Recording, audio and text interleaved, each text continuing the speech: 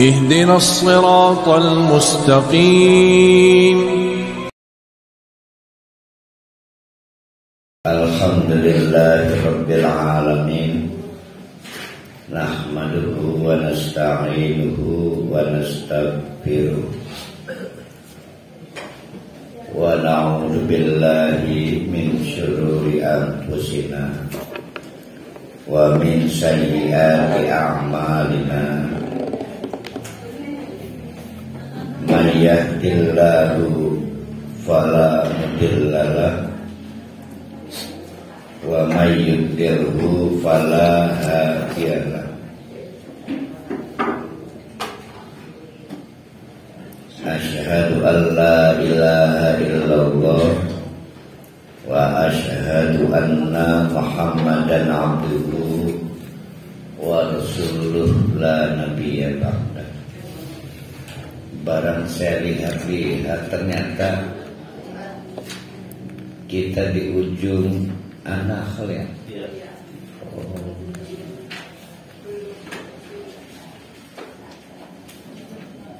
Mudah-mudahan pagi ini kita menyelesaikan surah An-Nahl sehingga kita berlanjut surat Al-Isra.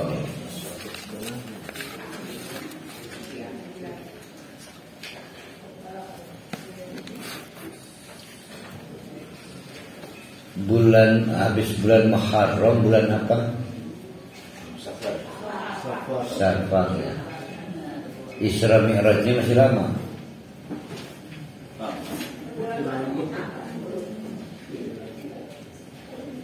Isra Mi'raj itu bulan Sya'ban, bulan apa kan? Rajab ya. Nggak bisa dipercepat. Nah, karena Pak Muha sudah datang,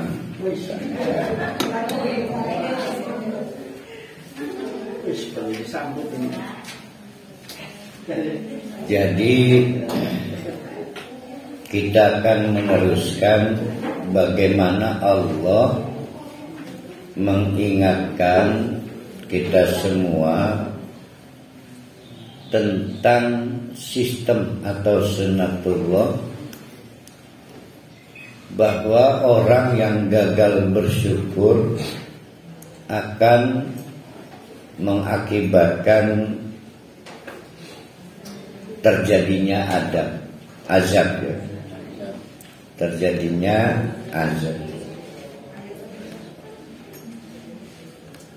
Di antara azab itu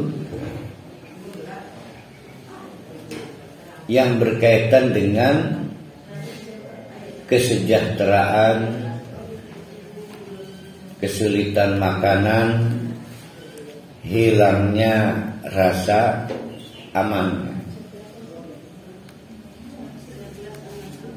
Nah, di tengah-tengah krisis makanan itu, tantangannya adalah apakah orang mampu menegakkan hukum Islam atau tidak. Jadi menguji kesabaran kita, apakah kita akan menyalahgunakan situasi darurat atau tidak. Memang dalam situasi darurat daging babi itu halal. Bukan halal, Ustaz. Tetap haram, tapi boleh, tidak berdosa. Iya, boleh dimakan. Berubah hukum dalam keadaan darurat. Dalam keadaan darurat, daging babi halal dimakan. Boleh. Haramnya tetap haram. Dalam hal makan tidak ada dosa, tapi tidak merubah hukum. Boleh itu tidak ada dalam makanan. Boleh di dalam amal kali. Boleh dimakan. Tidak ada boleh dimakan. Ada juga haram atau halal. Kalau dalam hal manu bertindak boleh aja, tapi nggak dapat pahala. Kalau dia tidak boleh berarti dapat dosa. Nah, dalam keadaan krisis itu kita diuji apakah kita akan semudah itu menggunakan sistem kedaruratan. Karena hukum Islam tetap berlaku. Maka sistem kedaruratan harus ditetapkan oleh banyak faktor, terutama negara harus terlibat. Kalau sistem kedaruratan itu adalah kedaruratan yang sifatnya publik, tidak bisa ditetapkan oleh suatu paham organisasi. Nah, kemarin kita mengalami yaitu COVID kan. Nah, bagaimana kedaruratan itu kalau sifatnya privat? Ada orang sangat sakit, kehilangan kemampuan membeli layanan kesehatan. Apakah itu sudah disebut darurat sehingga boleh mengambil jalan lain yang sifatnya haram? Air kencing boleh untuk berobat, darah boleh untuk berobat. Nah, itu yang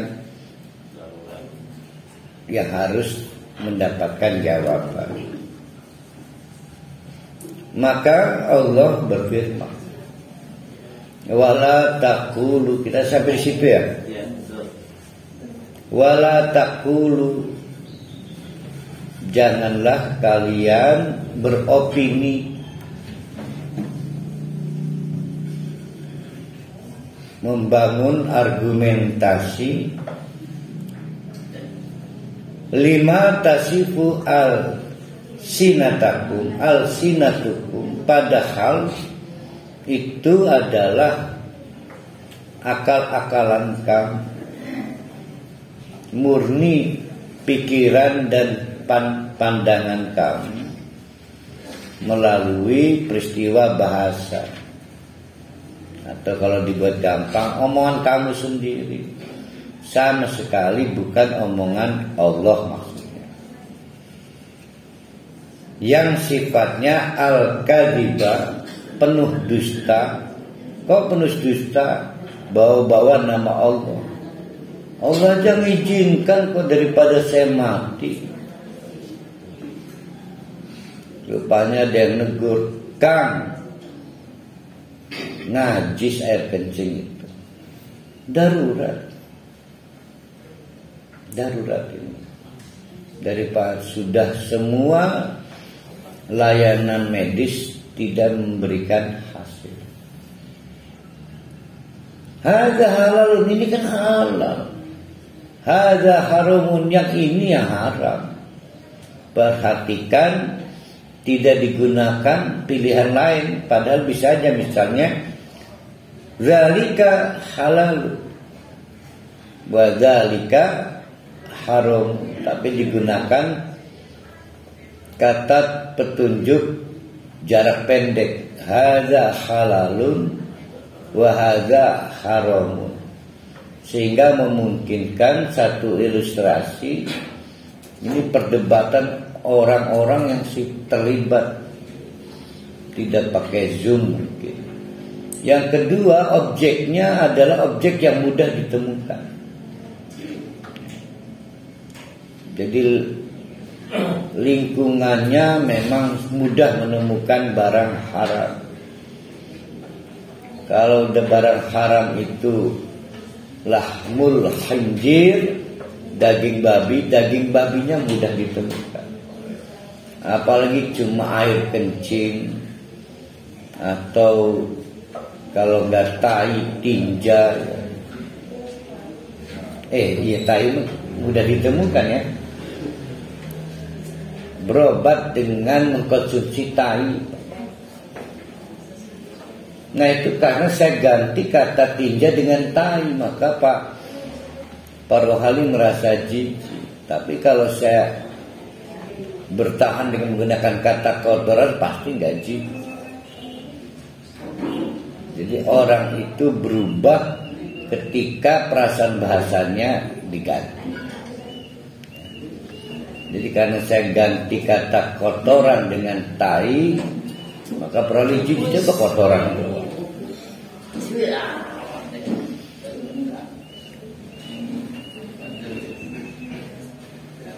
Litaftaru 'ala Allahil kadhiba, agar yang berakibat mengada-adakan atas nama Allah padahal dusta. Bapak-bapak, ibu-ibu, jadi kedaruratan yang sifatnya privat ataupun publik itu sejak awal menjadi celah hukum, disalahgunakan. Contoh, mengumumkan kedaruratan, padahal Allah menawarkan hal yang lebih baik, namanya sabar atau sabar. Sabar itu bertahan, pantang mundur, kalau bisa maju. Kalau saya mengatakan bertahan, berarti bertahan sakit mungkin bertahan lapar, mungkin bertahan disiksa seperti yang dialami oleh Yasir dan istrinya, juga kemudian dialami oleh anaknya namanya Ammar. Itu bertahan, namanya sabar. Maka kesabarannya membuka jalan surga. Ada juga orang dipukul, Pak Rohali dipukul, padahal Pak Rohali punya kemampuan untuk membalas. Maka sabar mengakibatkan Pak Rohali tidak membalas.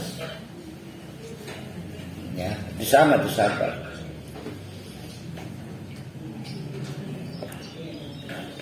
Kata Allah, silahkan menggunakan yang haram sebatas untuk kepentingan darurat. Gitu kan? Berarti kalau makan sebatas tidak lapar lagi. Kalau itu obat-obatan sebatas apa itu? Sebatas supaya tidak kritis mati. Kalau membalas pukulan karena dipukul sebatas, nah itu yang disebut kisos, sepadan. Nah peristiwa-peristiwa itu disebut takwa. Berarti takwa di bawah sabar. Takwa saking takwanya sebatas tidak lapar, atau menahan lapar supaya tidak kritis kematian. Sebatas minum obat, mungkin analgesik apapun, dari air kencing, dari darah, hal-hal yang diharamkan Allah, sebatas supaya tidak berujung kematian. Berarti bukan penyembuhan, bukan. Ya. Beda penyembuhan dengan keluar dari kritis. Kata dokter, alhamdulillah Bapak Ibu, anak Bapak sudah lewat masa kritisnya, belum sembuh. Sebatas.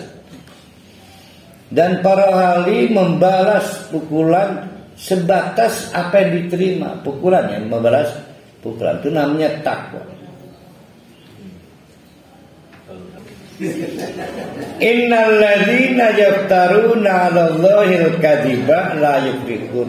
Ini Allah lagi menceritakan kenakalan kita mengatasnamakan kedaruratan. Padahal kedaruratan itu hanya modalnya takwa. Kedaruratan modalnya takwa. Kalau bisa tidak pakai atribut takwa, naik level sabar, ya sudah semati-matinya. Kemarin siapa yang mengerti bagaimana kita mendudukan kasus Ammar anaknya Mang Yasir? Ammar berdosa, maka difasilitasi oleh Allah menebus dosanya melalui hijrah. Kan itu kan kesimpulan kita. Tapi kata Rasul tergantung hatinya. Enggak gitu. Maka ditanya, pada waktu kamu ngomong, ya saya kafir, bagaimana hatimu? Itma'anna qalbi, hatiku tetap tenang dalam keimanan. Ya sudah, kamu memang tidak mampu sabar. Kamu mampunya takwa. Di antara ketakwanya itu dibuktikan dengan hatinya tidak berkhianat pada Allah, cuma mulutnya berkhianat pada Allah. Kamu dosa. Nah, itulah bedanya sabar dengan takwa. Kalau sabar itu yang dilakukan bapaknya Mang Yasir itu semati-mati ini, dan betul mati. Sumaya ibunya lebih hebat lagi, mati dengan cara tombak ditusukkan dari bawah ke atas, mati. Nah si Ammar udah pengen semati-mati, maka yang kita ngakuan pura-pura kafir. Nah itu ilustrasinya. Sama dengan kedaruratan ini antara haram dan halal.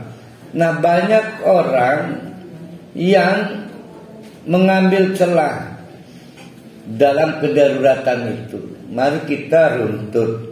Ada orang sangat lapar. Krisis kelaparannya adalah karena azab Allah. Karena asalnya begitu nih. Sehingga kehilangan daya beli dan sabuk sosial sudah nggak ada. FPN juga ikut kelaparan. Satu dan yang lain tidak bisa saling menolong. Nah itu darurat. Apakah kedaruratan itu menyebabkan hukum Islam runtuh? Enggak. Tetap ada pilihan. Mau sabar atau mengambil celah kedaruratan dengan modal takwa. Nah berarti setelah takwa apa itu? Sabar, takwa. Di bawahnya takwa. Ya di bawahnya takwa tipis banget nih. Namanya iftira, mengatasnamakan takwa. Nah, ada orang berobat akhirnya terpaksa, ini kepaksa. Katanya minum air kencing bisa menolong sembuh apa menolong dari kematian? Sembuh. Nah, itu namanya orang kafir. Berarti kedaruratannya hilang dong. Ustaz, menolong kematian memang nggak ada, karena yang punya kematian itu Allah. Itu mau ganti ngobrol konon para kali. Ilmu pengetahuan kita bisa menetapkan tentang kematian, tentang mati itu tentang Allah. Iya betul. Jadi ilmu pengetahuan, jere dokter mati kan.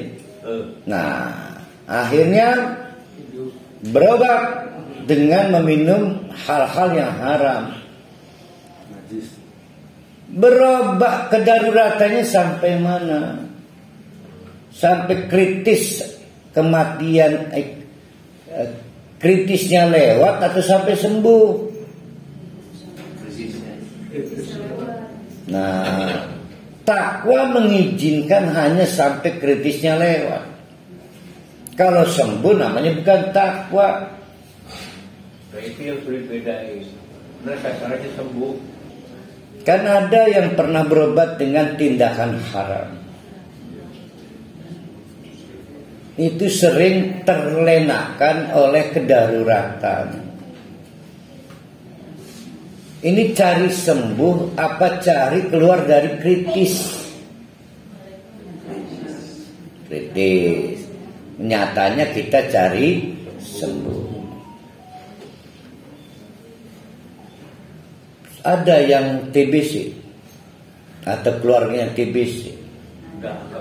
Yang paling kritis namanya MDR. Tuh kan berarti belum pernah. Maka tindakan medis bekerja untuk lewat dulu MDR. Baru setelah itu pengobatan hampir 1,6 tahun. 1,6 tahun apa 1 tahun 6 bulan?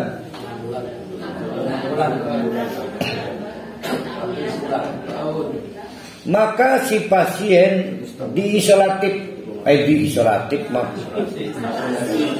isolasi 2 sampai 3 minggu untuk lewat MDR. MDR itu kritis.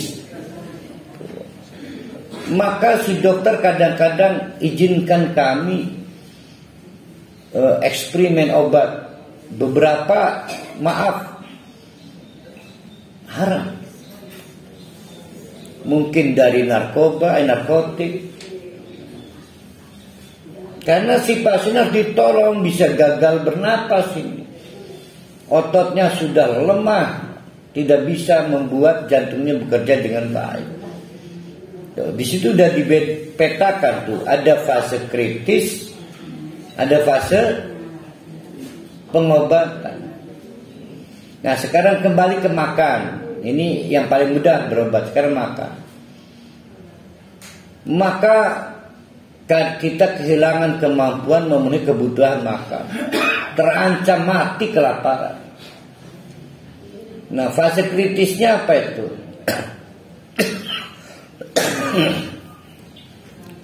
Mendapatkan konsumsi supaya terhindar dari kematian karena kelaparan.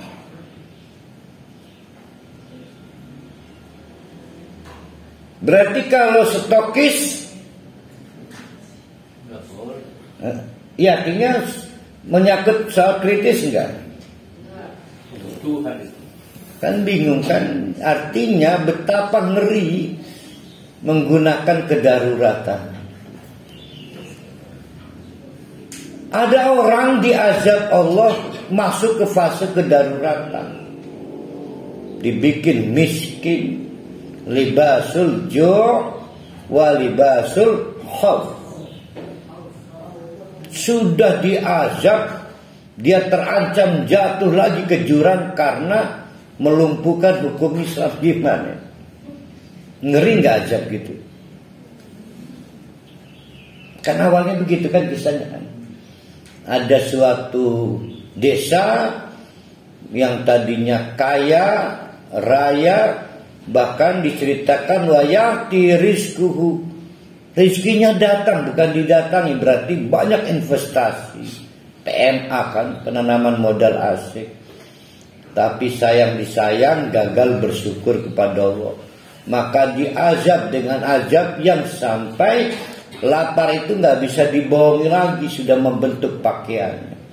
Libasul ju' wa libasul khauf, dan tidak ada keamanan lagi karena setiap orang merebut hak milik orang lain yang tersisa.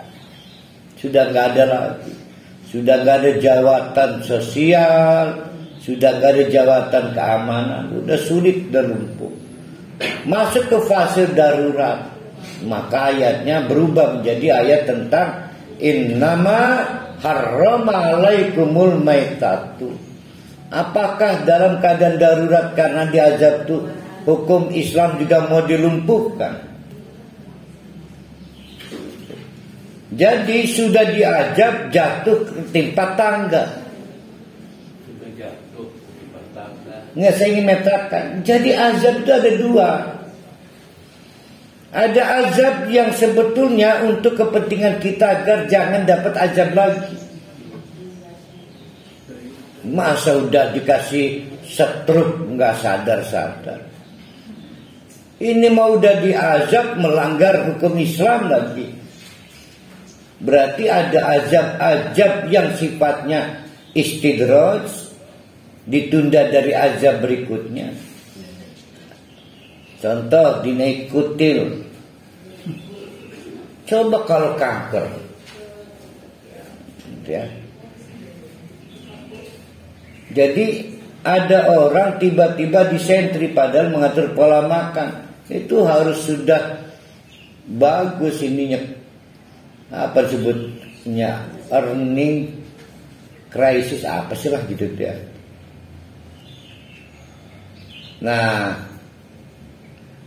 ada azab yang memang penuntasan, contoh ketabrak motor mati.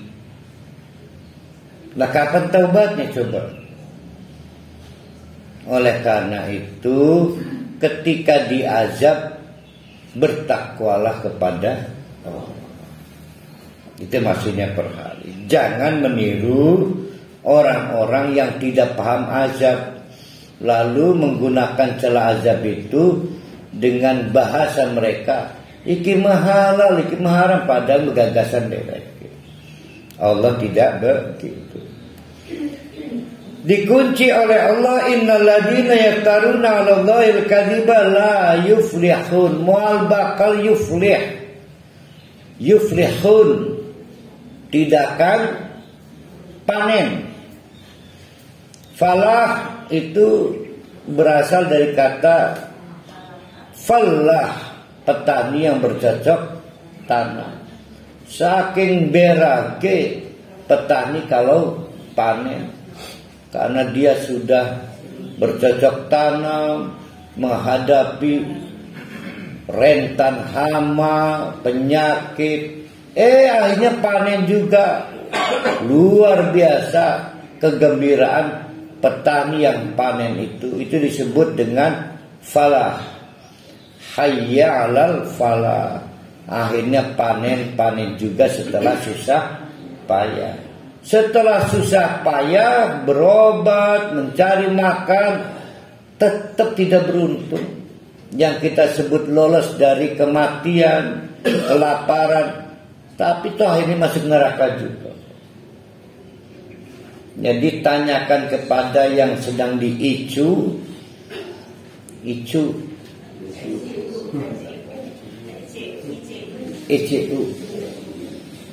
itu dalam rangka apa? Itunya mengambil untung atau apa? Keuntungan menurut Allah adalah terbukanya pintu tobat, tertutupnya pintu neraka. Mataun qalil, mata kesenangan jangka pendek, qalil cilik pisan. Mata itu artinya kesenangan jangka pendek. Kalau kita atau suami mencari istri, wajib memberikan mata. Mata itu pesangon jangka pendek sekitar 3 bulan. Kalau kata Imam Asy-Syafi'i, lamun tahsilanang iku miskin, ya setara atasan, tengahan, bawahan 3 setel. Atasan itu jil kerudung, ya pokoknya lengkap lah dengan mansetnya segala kosikilnya. Jadi sebetulnya perceraian dalam Islam tidak mungkin ada tukaran, konflik, karena si mantan suami harus memberikan kesenangan, tapi mata jangka pendek. Sudah jangka pendek, qalil, skala kecil. Apa sih artinya sembuh itu apa? Kalau sudah sembuh dengan cara haram, obat dari yang haram, dengan jalan perdukunan, akhirnya enggak juga kesembuhannya untuk beribadah pada Allah. Mata kesenangan jangka pendek, qalil, skalanya kecil. Sudah enggak jadi mati setunting, mati kelaparan, Sudah gitu akhirnya punya daya tahan pangan, ketahanan pangan. Tapi nggak beribadah pada Allah. Lah kemarin itu sampai dengan cara haram makan daging babi.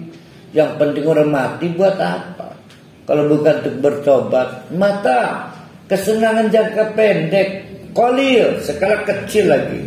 Pemberasannya hebat tak? Walahum adzabun alim. Dan sudah pasti orang-orang yang memanfaatkan kedaruratan bukan untuk kepentingan bertaubat itu dapat paket adab alim yang memedihkan. Kalau suami atau anggota keluarga kita dipermalukan oleh KPK, maka disebut azabun muhin. Mungkin dipermalukan di medsos. Ini ma'azabun alim, pedih. Nah itu potongan lagu siapa pedih itu? Titik Puspa. Pedih, oh pedih.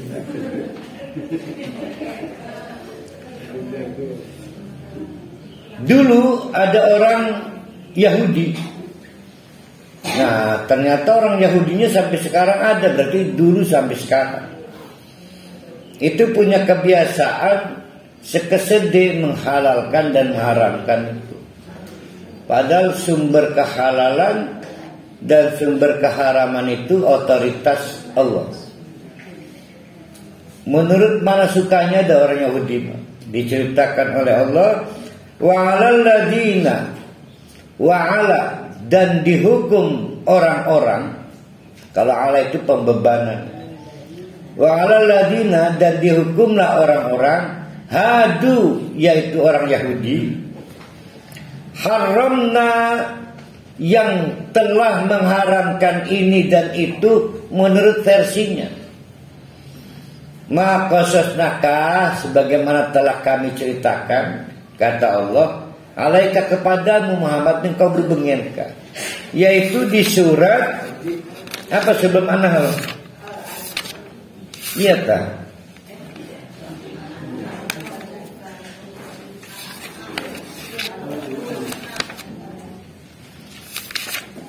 Iki Al-Hijr loh, cat bukan ya kita ya?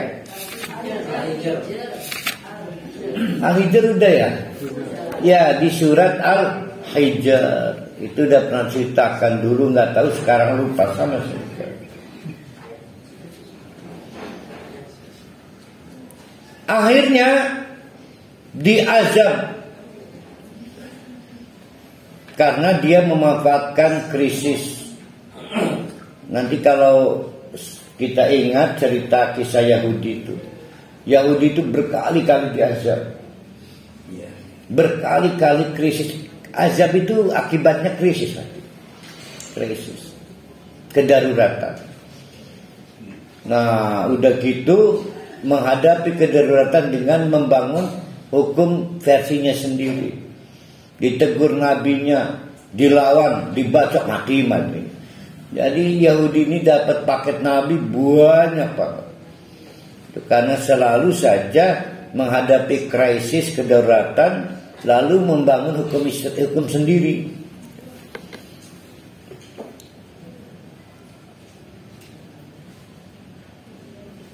Kita alhamdulillah punya Pak Jokowi selalu dengan undang-undang kedaruratannya. Alhamdulillah lah, walaupun undang-undang versi sendiri. Jadi yang penting undang-undang. Ndike.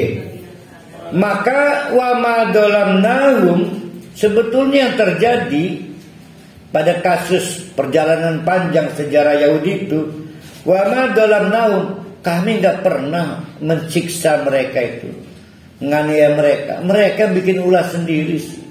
Apa bikin ulahnya ya? Dikasih azab, bukan malah bertobat, malah bikin jurang lagi dengan mengambil. Kan ada dua pilihan kalau lagi diazab tuh. Sabar, yang kedua takwa. dengan takwa itu maka seala kadar keluar dari krisis. Itu malah memanfaatkan kedaruratan untuk mengambil keuntungan. Walakin kanu, yang benar adalah, tetapi kanu faktanya, kanu fil madhi past tense, kanu faktanya mereka anfusahum yadlimun, mendolimi, menganiaya diri mereka sendiri karena membangun regulasi aturan haram halal sekesede dewe. Ya. Nun.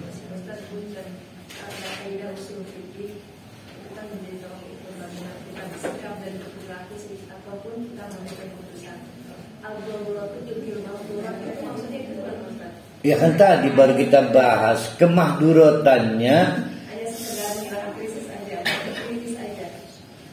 Kemahduratannya harus diberi baju, namanya baju takwa. Nah, takwa itu yang membatasi kebolehan dalam kedaruratan. Maka orang yang bertakwa ketika kepepet, berobatnya sebatas keluar dari kritisnya. Orang yang memakan dalam keadaan krisis kelaparan, sebatas berakhir krisis kelaparannya. Tidak cari kenyang, tidak cari stop dan sebagainya. Dan yang lain-lainnya, sampai andai kata pada kasus orang dianiaya terbentang pada dirinya ada kisos, ada dia. Nah, orang yang bertakwa pasti ngambil dia atau ngambil kisos. Itu kan. Jadi melaksanakan kisos, melaksanakan diat itu namanya orang bertakwa. Tapi orang yang sabar pasti ta'fif, memberi maaf. Tidak kisos, tidak dia. Benar yang di atas takwa ya. Benar disampaikan. Ya, kita ingin memperbaiki mindset apa ya?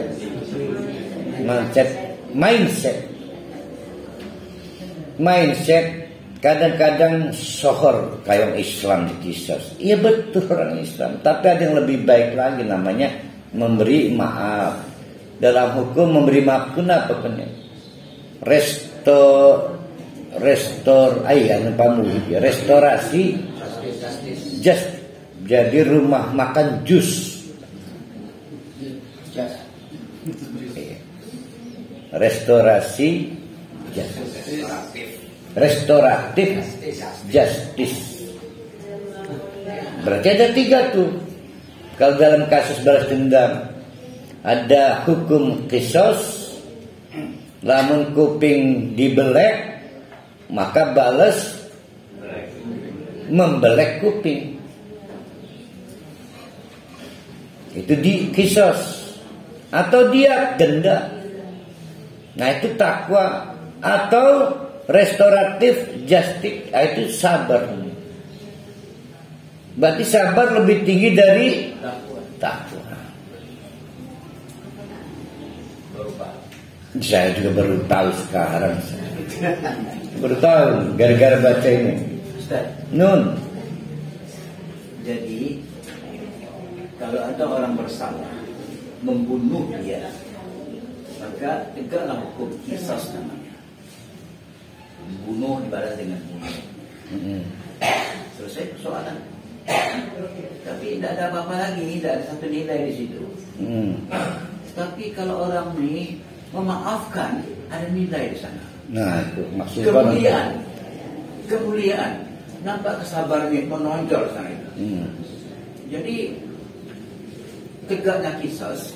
Kalau menonjol bukan begini, begini. Jadi tegaknya kisos dengan tegaknya permaafan, memang mulia permaafan. Nah, Masya Allah. Jadi betul. Permaafan itu adalah wujud sabar. Iya. Nah, kisos wujud takwa. Jadi kelihatannya beda takwa dalam korelasi hukum Islam dan beda sabar dalam korelasi hukum Islam. Di rumah tangga mah awet takwa. Awet rajet. Buat macam sabar lah. Awet rajet marani pejitet lah jujur tak. Wis weruh tukaran bae, pegat-pegat pejitet. Burung lah. Pejitet, napa pejitet? Hah? Pejitet kita pejiri. Kalau pejiri apa burung lah? Oh, penakut baru. Kalau pejitet mah pejiri. Kalau pejiri baru takut. Beda.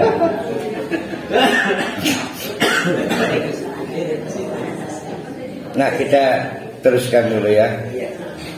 Nah, ini Allah akan menolong kita. Mana? Ulang lagi pejitet. Pejitet itu pejiri.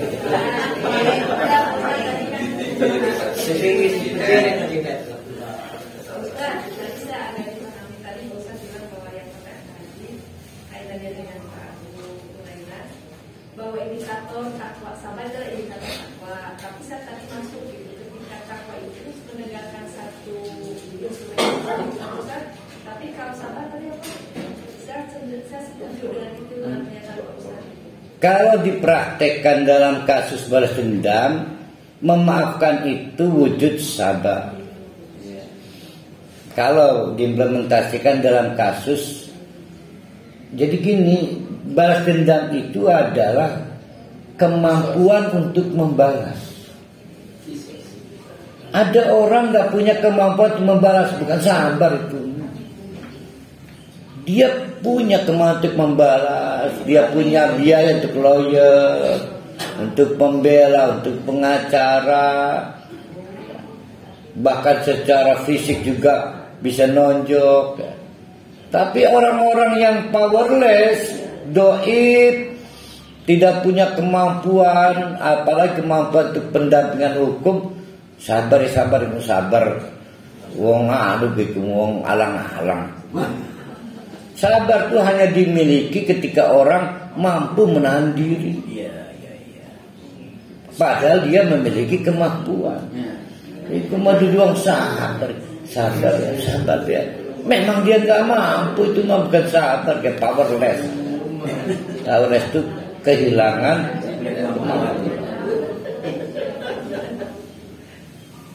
Beda ya. Beda ya. Bukan Betty lagi, BB. Beda besar itu. BB. Nah, kita ditolong Allah dengan membandingkan pada, berkaca pada kedudukan atau profil Nabi Ibrahim yang kita bingung tadi ya. Kita lihat Allah berfirman, Inna Ibrahim setuhune Nabi Ibrahim itu kana ummatan, pamimpin, qanitan lillahi, yang loyal taat kepada Allah, hanifan. Nah ini ya, hanif ini apa dapat artinya di depannya itu? Lurus ya. Nah, saya akan bantu mengingatkan dulu ya. Hanif itu bukan lurus, memiliki kemampuan bertahan. Nah, sehingga saking bertahannya, langsung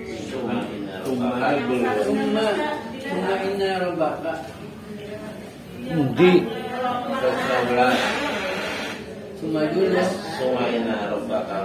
Galin menang baik perhalinya. Bukan perhalinya dia buh neneng ngomong sampai.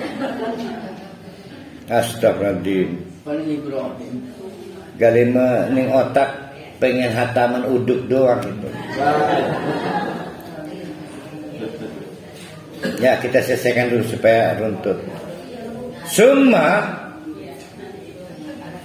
Kemudian inna rabbaka lilladzina amilus su, orang-orang yang tadi menyalahgunakan kedaruratan, maka inna rabbaka, sesungguhnya Tuhanmu, lilladzina, kepada orang-orang amilus su, nama perbuatannya asu. Pak, walaupun merasa darurat tapi tetap disebut su, kriminalis. Su itu kriminal.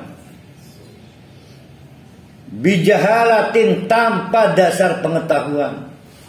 Lawan jahala itu bil hikmah. Nanti kita ketemu di ayat berikutnya, bil hikmati wal mau'izatil hasanah. Nah, hikmah kita beri definisi orang yang tindakannya sesuai dengan ilmunya, amal ilmi, itu hikmah. Nah, orang yang bertindak tanpa pengetahuan disebut jahala, jadi bukan bodoh. Ada ngartikan wise, hikmah, wise, wise. Nah, di sini bijahala. Jadi orang-orang ini tidak mampu mendudukan dasar ilmiahnya. Kenapa dia berobat secara haram? Kenapa melakukan tindakan konsumsi secara haram?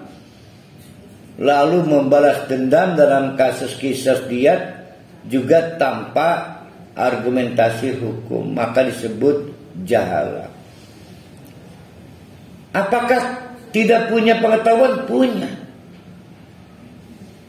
Karena punya tapi tidak digunakan, maka disebut asu, kriminal. Beda dengan uang pelongo, dorong apa-apa. Saya belum tahu kalau harus menikah. Oh, itu pelongo itu. Maka tidak disebut asu. Ya, tidaklah taklifa, tidak dapat kepada orang-orang yang tidak punya pengetahuan itu pembebanan hukum Islam.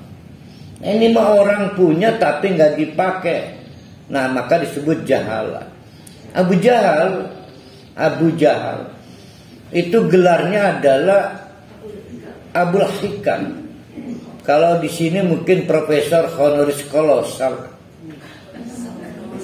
Tidak ada pertanyaan publik yang tidak dijawab oleh Abu Jahal. Tapi kata Allah, kamu punya pengetahuan tapi nggak digunakan, maka diberi gelar oleh Allah Abu Jahal. Jadi jahal itu bukan tidak punya pengetahuan. Punya pengetahuan tapi tidak digunakan, menyebabkan tindakannya sembrono, tidak wise, tidak bijak, tidak hikmah. Bil hikmah itu tindakan karena disiplin pada ilmu pengetahuannya. Nah, sekarang tanyakan kepada orang-orang yang memanfaatkan celah kedaruratan. Lah, muntah duduk karena anak, saya nggak mau korupsi ini. Iya tak, karena anak. Kan selalu saja pada kasus-kasus tindakan korupsi itu setan memberikan gelar pada bapaknya, Anda adalah pahlawan anak Anda. Pahlawan. Karena darurat. Lebih banyak yang melakukan tindakan pidana korupsi itu karena darurat daripada yang tidak darurat. Kepaksa. Gitu. Sekali ini aja. Yang kedua kali mah enak. Yang ketiga kali sudah kebiasaan. Yang keempat kali sudah sulit menghindar, sudah berjamaah. Nah, yang kelima itu hobi. Yang keenam sakau. Sakau itu nama suatu daerah tempat perjudian yang legal. Oh, itu memakau ya.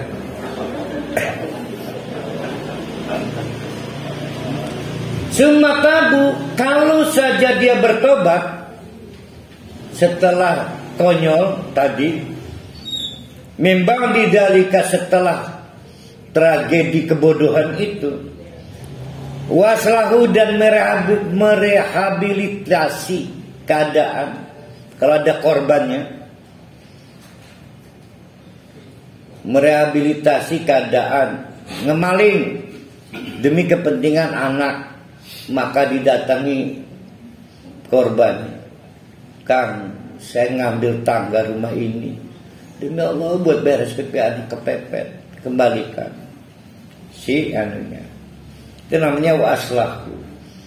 Begitu juga kalau kemudian menyadar, saya terpaksa memukul balik kamu itu, ternyata patah rusuknya, diobati dan lain-lain, maka inna rabbaka min ba'diha, maka sehancur-hancurnya seperti itu pun Allah itulah ghafurun rahim, tetap memberikan ampunan. Artinya dibuka pintu maaf karena ini sangat rentan terjadi. Jadi bukan spesial ordinary, bukan.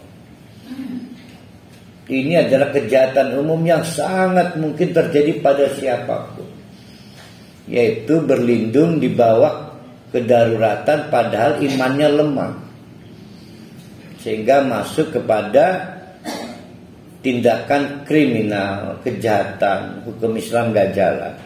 Gancang tobat, khawatir azab berikutnya datang, dan itu azabun alim, azab yang pedih. Pedih, oh pedih. Nah, saya mau Ibrahim dulu ya. Kita berlanjut ke profil Ibrahim. Ini akan mengantar pada penutup. Inna Ibrahim, mari kita lihat siapa Nabi Ibrahim untuk melengkapi pemahaman surat An-Nahl. Oleh Allah dideskripsikan karena faktanya, pastennya, fi'il madhi. Karena faktanya Nabi Ibrahim itu ummatan, menjadi alasan suatu umat bersatu, berarti dia pemimpinnya. Qanitan, yang loyal, taat kepada Allah. Kunut subuh, maka berpanjang-panjang pada suatu kegiatan untuk menunjukkan loyalitas. Menang bemacedah, bukan itu tanda loyalnya. Kunut, qanitan lillahi, kepada Allah, tapi juga hanifan, hanif, hunafa. Jadi badainya bertubi-tubi. Nah, ini dengkulnya nih. Ada aliran komunis kiri, misalnya Yahudi. Ada aliran dari kanan, Nasrani.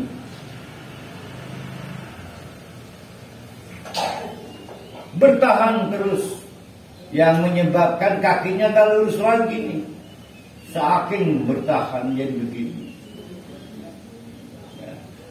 Oh jangan, lebih bagus dulu ya. Menjadi begitu juga.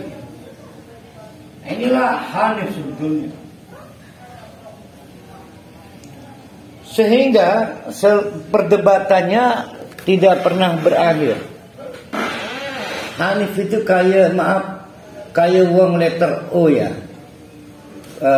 penyakit polio ya. Ya polio, yang jalannya begini kan. Nah itu namanya hanif, berusaha lurus sampai kakinya begitu. Nah hanif ini diperdebatkan secocok apa hanif dengan moderasi, yang sekarang dikampanyekan di perguruan tinggi Islam negeri kan. Nah, cocokkah hanif dipadankan dengan moderasi? Apalagi selain moderasi, toleransi lebih ringan. Moderasi, kompromi, supermi nggak masuk ya.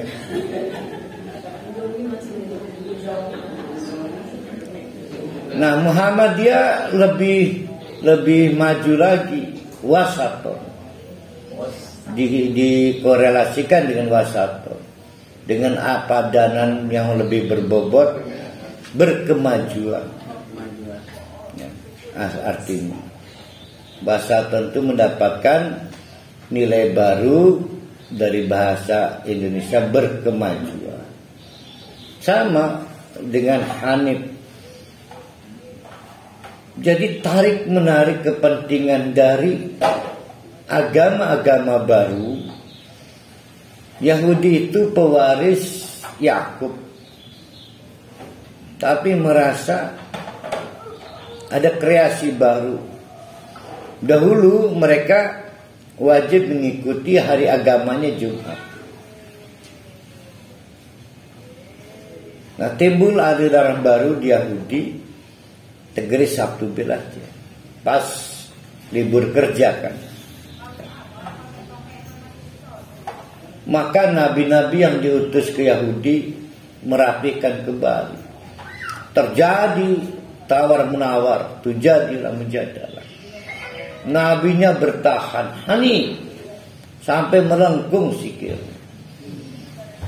Nah, murid-murid Nabi Isa juga merasa perlu agama baru. Karena agama yang asli itu dari Allah. Selain dari Allah itu agama manusia, agama baru. Nah, minggu biasa. Karena Sabtu itu Yahudi. Kita antitesa Yahudi. Maka dikirim nabi-nabi lainnya. Jumat. Terjadi konflik. Nah, Hanif juga seperti itu. Jadi Hanif itu sebetulnya bertahan pada konsep agama Allah. Dengan Hanif itu maka mengkonfirmasi bahwa jangan lebaylah beragama itu. Di tengah jalan pasti kita dirongrong dengan agama baru. Ya. Maka Allah membangun konsep Hanif untuk memberitahu selalu ada ancaman tiap periode, kapanpun. Jadi kalau ada faham baru jangan lebay. Dari dulu juga begitu. Maka konsep beragama kita dibekali dengan model, contoh, figur, profil. Diantaranya profil Nabi Ibrahim. Nabi Ibrahim itu sampai dicabut hak justisianya. Dari daftar kartu keluarga dicabut kan, diusir. Nggak cukup itu, diusir juga oleh rezim berkuasanya, visanya. Maka kata Nabi Ibrahim, kita ini kudu ngendi ya. Wah, bingung, tidak punya KTP, nggak punya visa, nggak punya kartu BPJS ngebahasa Jawa, BPJS. Maka kata Nabi Ibrahim, peduli amat. Khalaqtani, kita kan singgawi Allah. Maka wayahdiani, urusan Allah ngasih tahu mana negara pemberi suaka kepada saya. Dan urusan ketahanan pangan lah urusan Allah. Maka wayaskini, tanggung jawab Allah yang memberi minum. Wayat'imuni, tanggung jawab Allah yang memberi makan. Nah, itu lamun giliran satu sing membackup. Faida maritu fawayas. Itu kerangkaian ayatnya begitu kan. Lah urusan Allah, cover kesehatan. Itu saking bertahannya. Jadi nggak ada kompromi, nggak ada proses dialog, dan tidak ada proses moderasi itu kan. Itulah Hanif. Wasaton, jalan tengah yang diartikan oleh Muhammadiyah misalnya, berkemajuan. Itu bukan turunan toleransi. Mengkonfirmasi bahwa keadaan tetap selalu buruk, tapi kita tetap harus maju. Nggak ada kali keadaan indah tuh nggak ada. Yang indah tuh nanti di surga.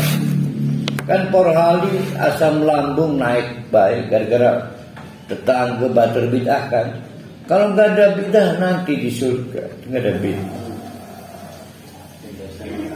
Di surga mah udah nggak ada amal. Nah berarti sekarang aja beramal tanpa bid'ah supaya masuk surga.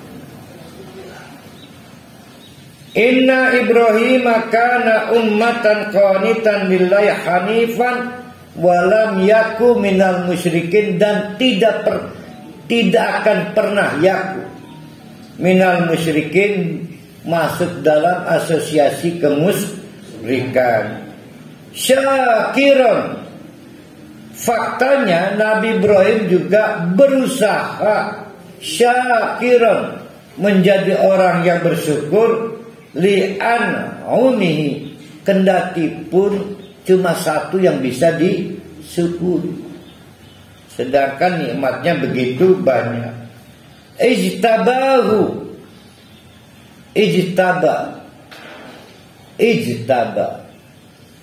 sama dengan istofa, al-mustafa, al-mustaba.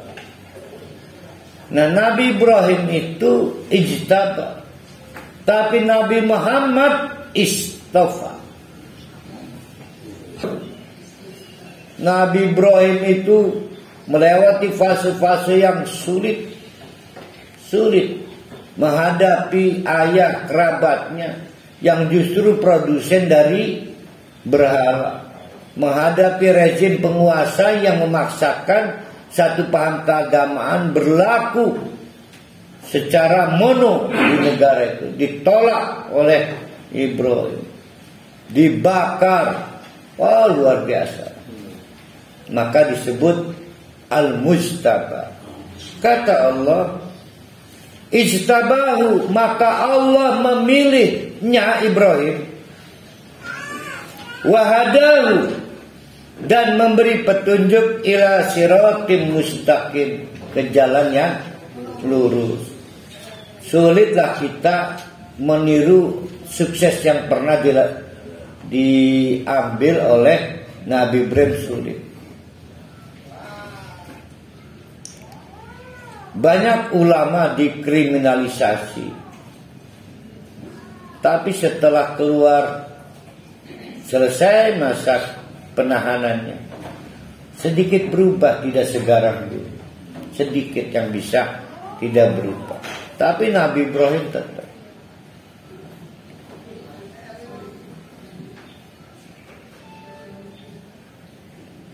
Wa atainahu fid dunya hasanah. Nah, orang seperti Nabi Ibrahim itu kami berikan hadiah yaitu kehidupan dunia yang hasanah.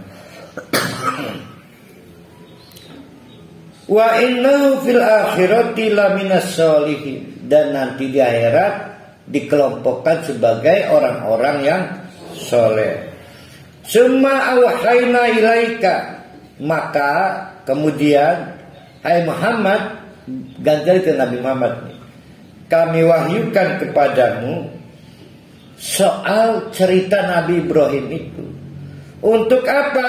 Anit tabi' millata Ibrahim hanifan. Kamu tiru dong millata, metode, cara Nabi Ibrahim menegakkan agama. Nah, kita udah bahas berkali-kali, ittiba itu berasal dari kata tabi'a yatba'u, digunakan wazan ittaba'a, ifta'ala yata'iluf ti'ala. Kalau tabi', nah ini Bu dokternya pulang kemana? Pulang ke BSD. Jauh amat, Tangerang nggak BSD sini naik kok. Kebetulan saya ikut ya, ikut aja naik mobilnya. Ngintil itu namanya tabi'ah. Tabi'ah yatba'u, nggak pakai repot. Maka sesuatu yang sesuai dengan tabiat itu nggak pakai repot. Tabi'ah juga tabiat. Contoh, saya pukul dia, tabiatnya pemarah sih. Nggak susah orang memukul kalau tabiatnya pemarah. Tapi kalau orang tabiatnya halus, mukul kan jadi pertanyaan, yang benar iya bisa kuno. karena tabiatnya halus. Nah itu juga tabiat. Nah ini ittaba, susah payah ngikut. Kemana Abu Dokternya? Ke Keramat. Kalau mau mampir ke rumah saya, maka ternyata ongkos nggak punya, kendaraan nggak punya, melaku. Susah payah pengen ngintil Bu Nena. Peristiwa itu disebut ittaba. Tidak mudah ittaba, jatuh bangun susah payah. Itu ittiba. Maka kata Allah, pasti kamu sulit ikut Ibrahim. Hai Muhammad, kamu gak segampang itu bisa niru model beragama Ibrahim. Ini Nabi Muhammad yang ngomong, apalagi kita ya. Nabi Allah aja. Oleh karena itu daya gunakan kemampuanmu, ittabi', ikuti kendati pun susah payah. Millata Ibrahim, cara Nabi Ibrahim menegakkan agama hanifan, secara lurus, tanpa kompromi, tanpa toleransi, tanpa moderasi, apalagi supermi. Wa makana minal musyrikin, dan ujung-ujungnya Nabi Ibrahim itu bukan orang yang musyrik. Nah, Allah menggambarkan bagaimana sulitnya, hebatnya Nabi Ibrahim. Itu terlihat dari kegagalan turunannya. Kita mah kebalik.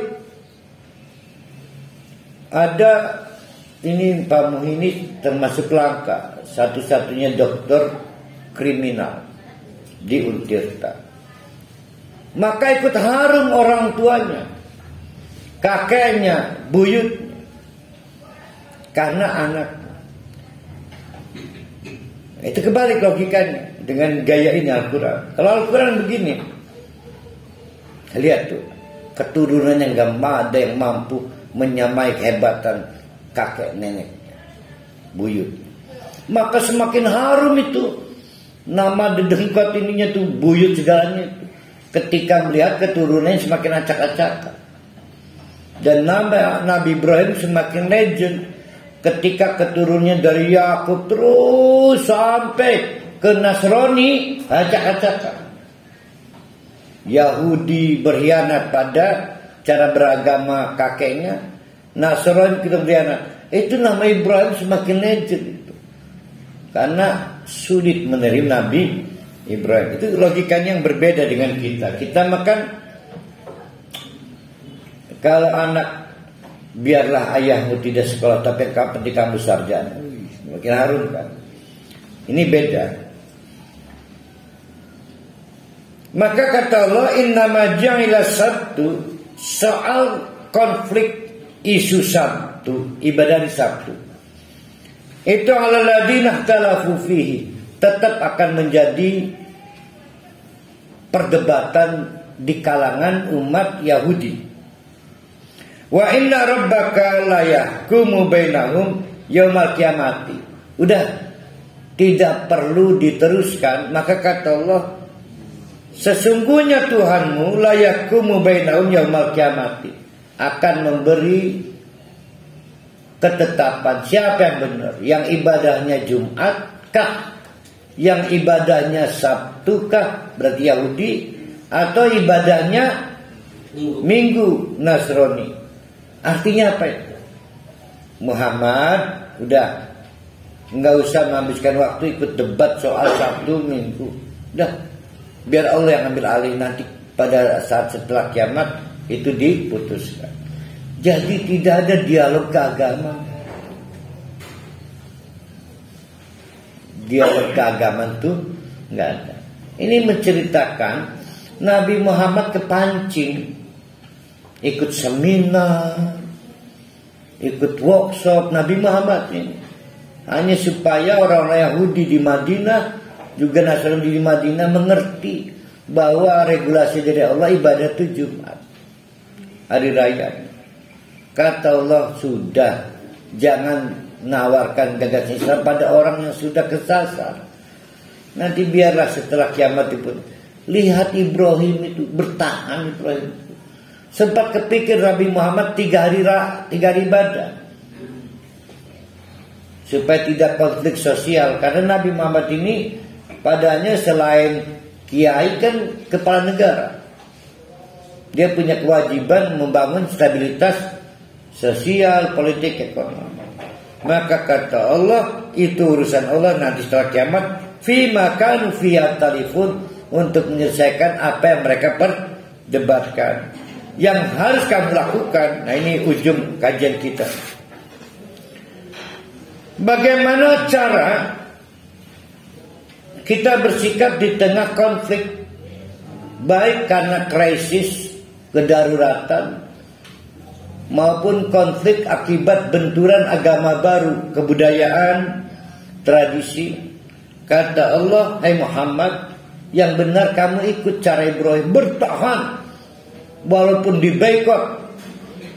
Tapi kalau kamu nggak mampu, maka ud'u ila rabbiki, mana itu? Ila sabili rabbika bil hikmah. Yaitu pertama, konsisten. Tawaran pertamanya apa sebetulnya? Tawaran pertama apa? Yang harus dilakukan kita, Nabi Muhammad.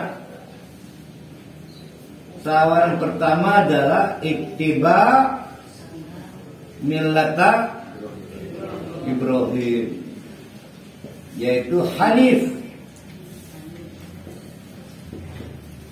Tapi kalau kamu nggak mampu, resikonya berat. Nabi Ibrahim itu dicabut KTP-nya, visanya, diusir dari negaranya. Kalau berat, maka metode kedua, satu, bil hikmah, ajak adu pengetahuan. Silakan yang pengen satu, yang penting ada dasar argumentasinya. Itu bil hikmah. Saya nggak pernah menemukan bil hikmah itu jangan kasar. Nggak pernah. Jangan keras-keras, yang bijak. Dari mana terjemahan bil hikmah begitu? Kan selama ini diterima begitu kan? Bil hikmah, adu argumentasi. Jangan patahkan dulu. Kenapa dia kunut? Kenapa dia 1 minggu? Ayo selesaikan secara ilmiah. Semua tindakan harus ada basis ilmiah, itulah bil hikmah. Bagaimana kalau kemudian mereka terlihat sebetulnya kehilangan argumentasi? Karena mustahil agama Allah itu tidak ada dasar ilmiah, mustahil. Gimana? Maka mereka pasti akan kehilangan muka, kehilangan kehormatan, karena krisis ilmiah kan. Maka tolonglah mereka yaitu dengan nasihat yang menyentuh hati, kalau masih punya hati. Kalau nggak punya hati, gelap mata, bid'ah, yang penting bid'ah, harga mati misalnya. Nah, bagaimana kalau gitu? Ya udah, maka itulah batas berdakwah. Wal mau'idatil hasanah, teknik berkomunikasi yang bagus. Kalau al-hikmah itu basis ilmiah, yang komunikasi yang bagus sesuai prinsip-prinsip ilmu komunikasi, itu namanya wal mau'idati al hasanah, yang tepat. Al hasanah, maka mubalik harus punya kemampuan public speaking. Ya, public speaking. Saya mah ingatnya publik itu dodol Garut, saya mah. Oh, piknik ya. Oh, ingatan Bayu.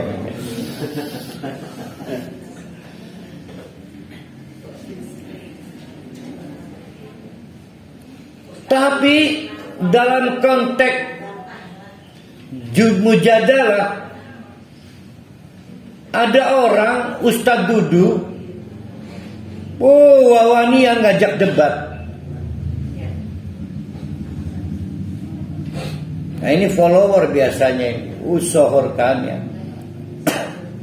Tapi nggak bisa dihindar, harus dihadapi Nabi Muhammad. Yang dihadapi Nabi Muhammad tuh ada orang yang berpendirian karena pengetahuannya, ada yang berpendirian karena kebiasaannya. Ini karena kebiasaannya, sehingga ngomong nggak ada dasar ilmiahnya. Maka kata Allah, wajadilhum billati hiya ahsan. Bagaimana kalau dia ngajak debat lagi? Maka cari yang lebih hebat lagi dari itu apa? Berarti nggak mungkin kan dengan alat yang sama. Mari kita lihat. Wajadilhum billati hiya ahsan. Dia datang bawa serabi, maka kita jangan pakai serabi lagi. Apa yang lebih hebat dari serabi? Hah? Ya 2 rabi, 3 rabi, 4 rabi. Kan serabi 1 rabi.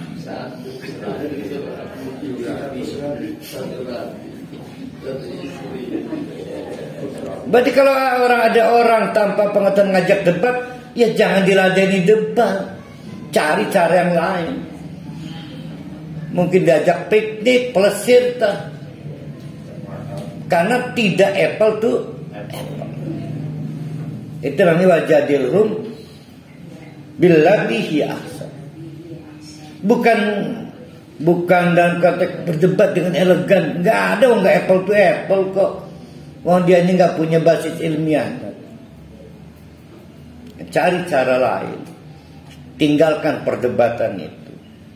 Inna rabbaka huwa a'lamu biman dhalla. Toh juga akhirnya Allah tahu kok mana yang tersesat, wa huwa a'lamu bil muhtadin, dan mana yang dapat petunjuk. Tidak perlu ngajak debat hanya untuk membuktikan dia benar, kamu salah, nggak perlu. Sudah dalam basis penilaian Allah. Jadi perdebatan itu untuk membuktikan bukan kemudian siapa benar atau salah, tapi untuk menolong seseorang masuk ke fase ilmiah supaya dapat dasar pengetahuannya.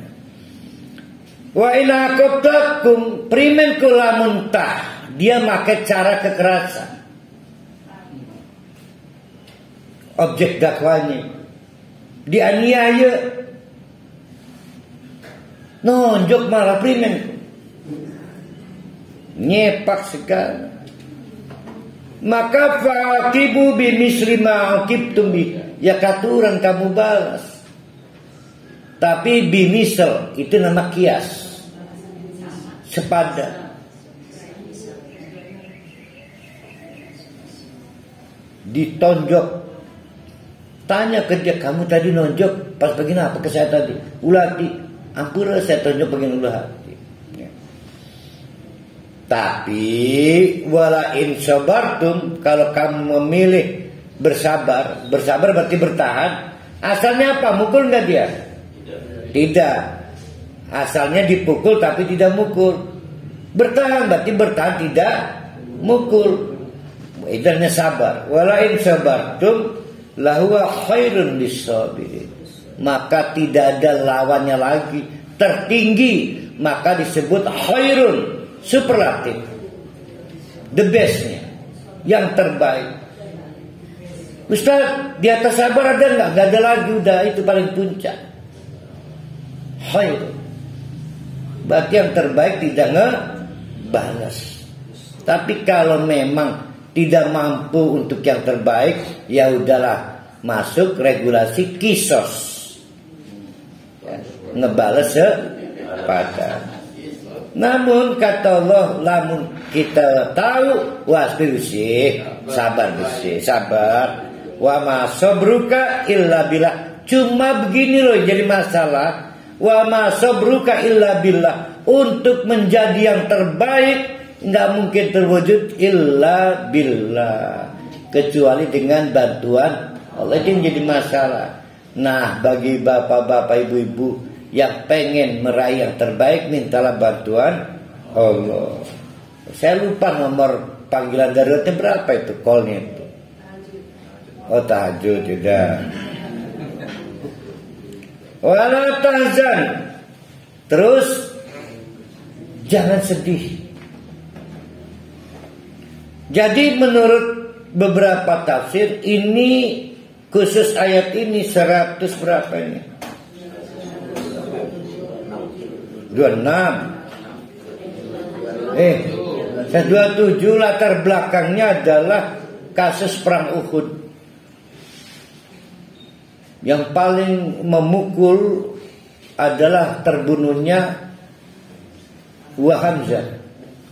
Mamang kan, jadi dipanggil Wa Hamzah. Wa Hamzah itu kakak kandungnya Wa Endang, adiknya Haji Ma'ruf Begek Pasar. Ya, Adi ini Pak Embong ya, Penghi.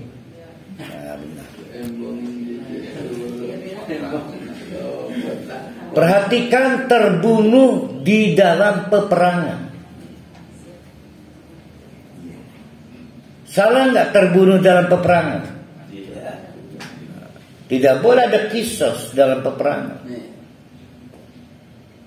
Tetapi peperangan memiliki aturannya. Kalau sudah terbunuh ya sudah. Wis terbunuh jekima, diacak-acak khususnya. Gimana kisosnya? Yang kedua, kalau sudah tertawan boleh nggak dianiaya?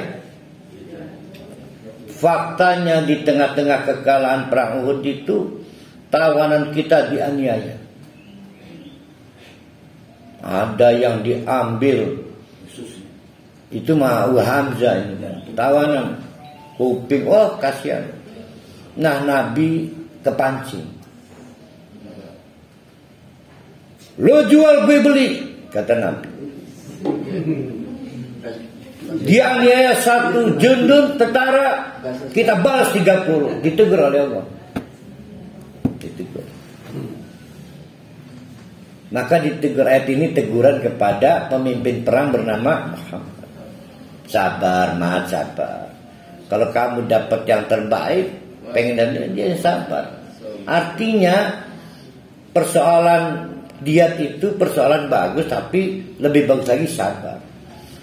Nah akhirnya Nabi Muhammad sadar, isini Allah ya. Coba kamu cari cermin, kamu lihat Nabi Ibrahim, oh jauh dibandingkan Nabi Ibrahim. Maaf, Nabi Muhammad sudah belajar dengan Nabi Ibrahim. Nah menyadari itu maka dalam cerita Nabi Muhammad membatalkan sesumbarnya. Yang tadi lu jual gue beli, maka membayar denda, membatalkan sumpah. Maka dicabut dan tidak lagi melaksanakan niat untuk lu jual gue beli tadi. Yang 1 banding 30. Nah, tapi faktanya Hamzah mati. Setelah mati diacak-acak ususnya. Begitu juga pasukannya, banyak yang tertawan, hilang jari, hilang tangan, oh acak-acakan. Ada yang dicungkil matanya. Kesedihan menyerebak di tengah-tengah pasukan Islam.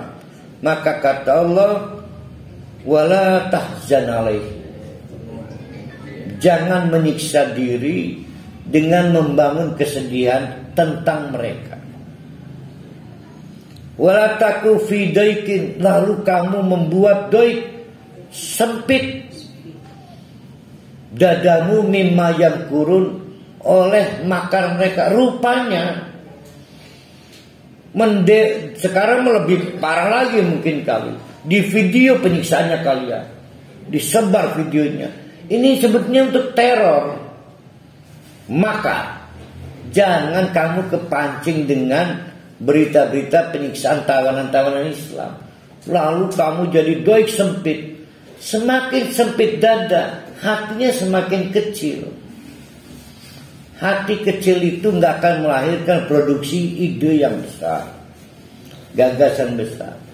Jadi ruang hati kita itu bernama ruang hati. Dada. Semakin ruangannya besar, semakin besar hatinya. Semakin menyempit ruangannya, semakin kecil hatinya. Tidak mungkin gagasan besar hasil dari ruang hati yang kecil. Nabi ini panglima. Nah, ruang hati judul lagu siapa itu? Leto. Ini ruang hati. Anaknya M. Hainun Najib.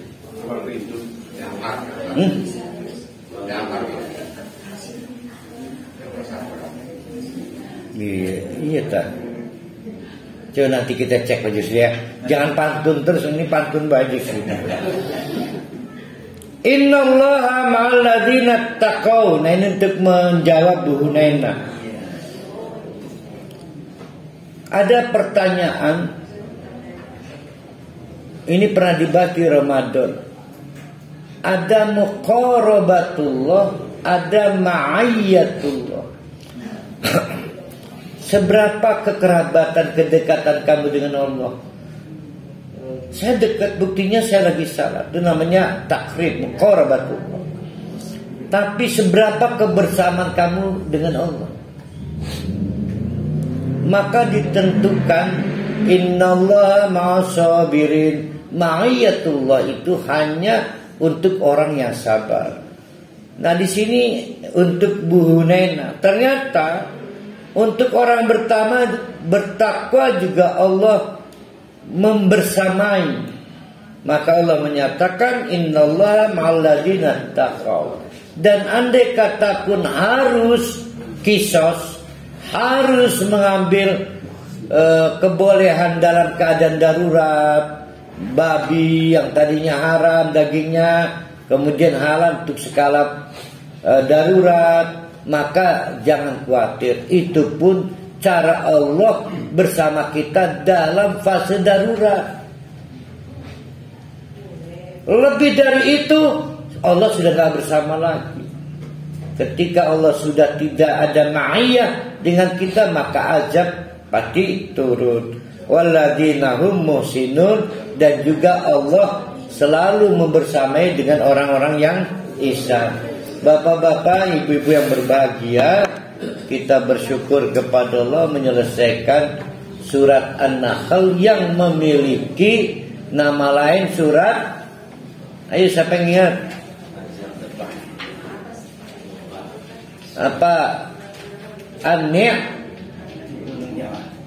Ni'mah, yaitu nikmat. Tapi sepanjang kita bahas An-Nahl, ternyata nikmat terbesar kita adalah nikmat bertauhid. An-ni'am. Oh iya ya, ni'mah mabu'i ya. An-ni'am. Pak An-ni'am itu profesor ya? Ya Pak Mia. Profesor Ni'am. Profesor Ni'am. Nah, ternyata nikmat terbesar itu adalah nikmat bertauhid. Nah, kita akan teruskan pada pertemuan mendatang dengan surah Al-Isra. Aqulu qouli hadza wastaghfiru innahu al-ghafurur rahim. Assalamualaikum warahmatullahi wabarakatuh.